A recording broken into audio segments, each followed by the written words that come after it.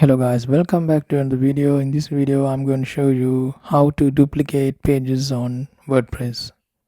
Okay, let's go to the video. Here I have already logged into my WordPress dashboard. And then if you go to the pages, you can see here all my pages, but we can't find any duplicate options here. So to duplicate pages we have to install plugin. Go to plugins and click on add plugin. Then here you need to search duplicate page.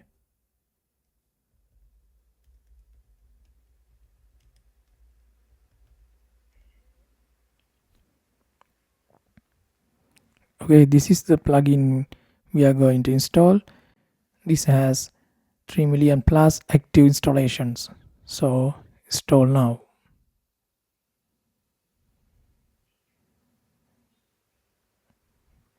Okay, now we are going to activate it. Okay, now it is activated. So if you want to go to settings, just go to settings and click on duplicate page. We can see here plugin settings. Choose editor. I have created my pages on Gutenberg editor, so I will select Gutenberg editor. I'm not going to change other settings and click on save.